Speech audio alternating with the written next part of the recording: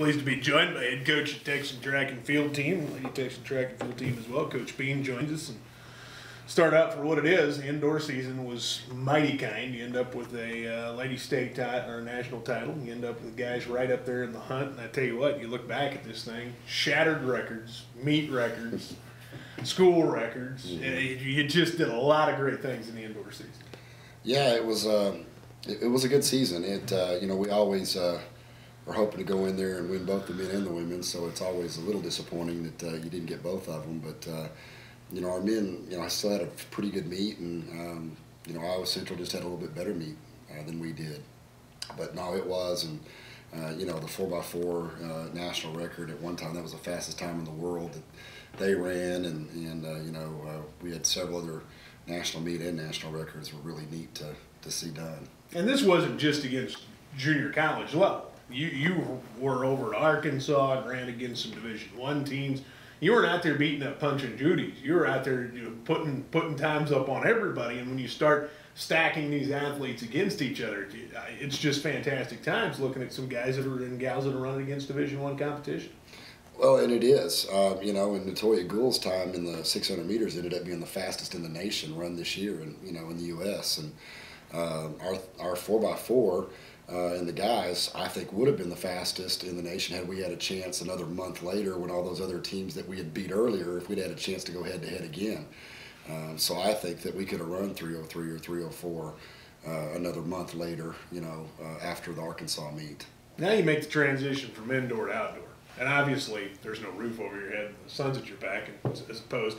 What are some of the other differences you look at as a coach coming from the indoor to outdoor? I realize weather is a factor, but other than that, what are some of the other differences you focus on making the change?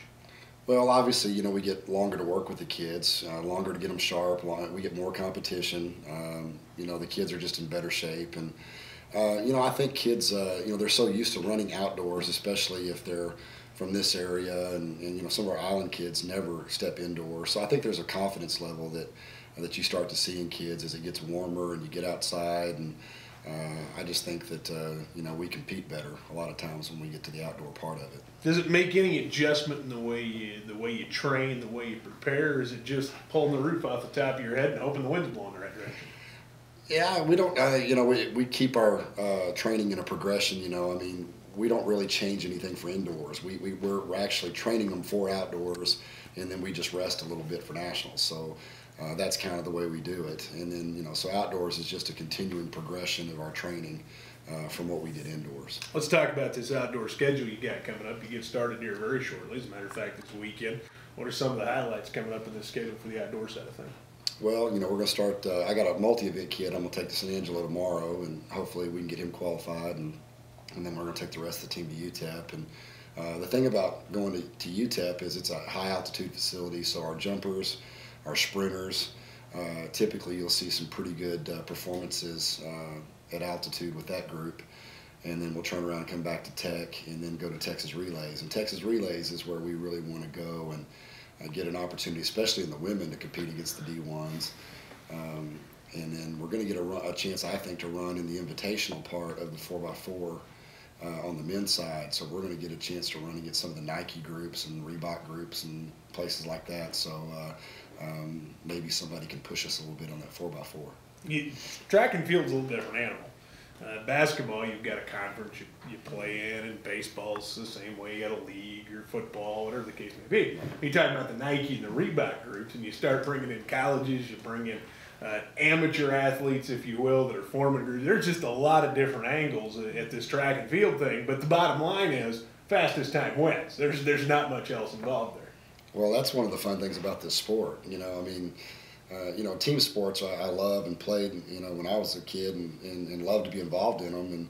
And, you get a couple of kids that are off, and no matter how well you play, sometimes you still can't overcome it. But, track and field, you're going out and, whether if you're jumping, it's how far you jumped. If you're running, it's whatever the clock said when you were done. So it's kind of a neat deal because it is a pure sport from the standpoint of you. It's just you against whatever you're competing against. You talked about a high altitude facility. Let's talk a little bit about this, because high altitude is one of those things people go, wait a minute, high altitude facility. Give us a little idea of what you're talking about when you say high altitude facility. trying to remember exactly what UTEP is. I want to say it's maybe around 6,000 feet or somewhere in that neighborhood. You know, we're at 3,200 or so, 3,400 here.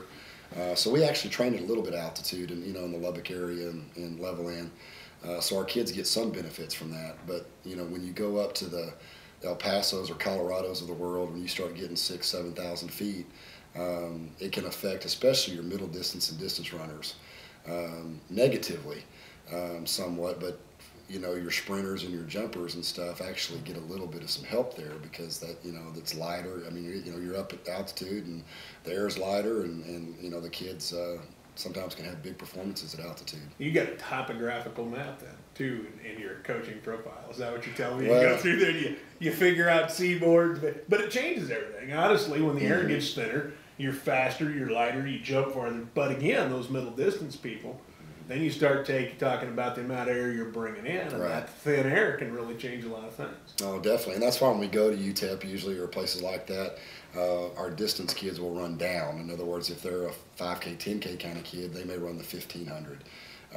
My 800 kids are going to go run the quarter. So we do, we use it more as a training meet for those kind of kids, whereas our sprinters we're loading them up and trying to get our 100 and 200 and hurdles and sprint relays and stuff, and our long jump, triple jump. We're trying to get them qualified. So it's kind of a different approach depending on which group you're talking about.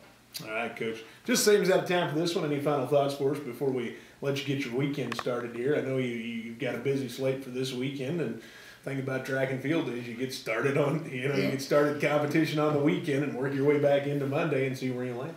Well, we're excited about outdoors. I think we're a better outdoor team.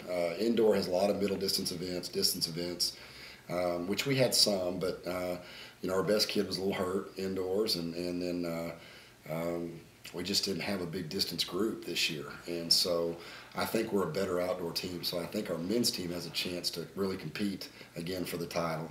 And then our women's team obviously is very solid and very competitive in whatever they do. So I think both teams will have a chance to do well. And I've got a great group of coaches. I always like to mention, Blaine Wiley is phenomenal. I mean, he's one of the young minds that's out there. I'm glad he's here on my staff, and he's one of the best out there. And then of course I got Tom Slagle helping with our vaulters. I have Coach Barker, who was at Levelland High School, that helps with my distance group, and then we have Chris Riley, who was with the Upward Bound program here and comes out and works with our jumpers a little bit. So I've been fortunate to have been here long enough to build a little bit of a staff and have some guys come out and help, and it makes it more fun, because it's when you're doing it just you and one other person and stuff, it's a lot of work obviously, but it's also you're not sharing it with as many people, and now I get to share it with more people, and so when we go and have a chance to win and do the things we are, it's much more fun.